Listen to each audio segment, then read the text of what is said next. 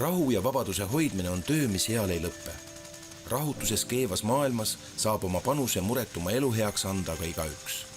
Meie vigastatud kaitseväelaste perede argipäev on ivakese lihtsam tänu paljude inimeste toele.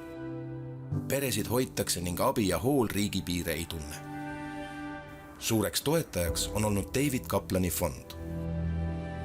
So our foundation's mission is about not just supporting the American troops and our foreign service members, but it's also about supporting our allies and our friends around the world, of which one of those, a very close friend, is the country of Estonia. So we have been very big supporters of your country. Not only did we help to build a basketball court at Tapa, but we also made a nice donation to the Karolina Alinser Fund and to also the Estonian Wounded Soldiers Foundation.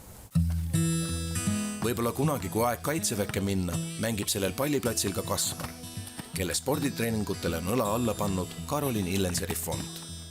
Ma käin Keila korvpallis juba 2 aastat. Mulle meeldib isaga palli mängida ja vahepeal on tema parem, vahepeal olen mina parem. Mõne aja pärast olen mina kõikides parem. Väga enesekindel.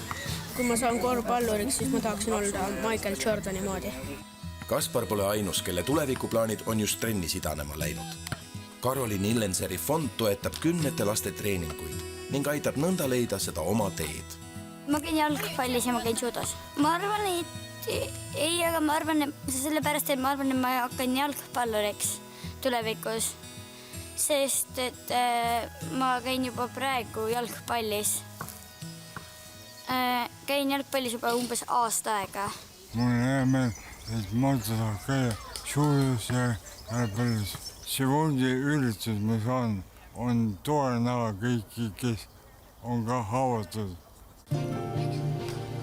Ja lapsele on see hea sellepärast, et see näeb nagu teisi lapsi ja saab nagu vestelda. Ja siis fond aitab ka last selles fondis, et ta saab käia trennis ja olla hea. Marta isa Agor sai 2004. aasta sügisel Bagdadis missioonil olles raskelt vigastada. Õppis uuesti käima ning kõnelema ning võitles end elule tagasi. Ta oli mingi õppus oli Iraagis ja ta sai ajukahjustuse, sest nende auto alla oli pandud pomm ja siis see juht sai surma, aga tema jäi kuidagi ellu. Ja ta töötab kaitseväes, kui tal on küll ajukahjustus, mis ei lase tal kõike teha, aga ta saab igal pool käia ja asju teha. You came to our defense after 9/11. You were there for us. That's why we came to this country. That is why we support your foundations. Eks tugevus peitubki tegudes. Igaüks saab oma tegude teadmiste ja oskustega abiks olla, et maailmast saaks pisut turvalisem ja parem koht.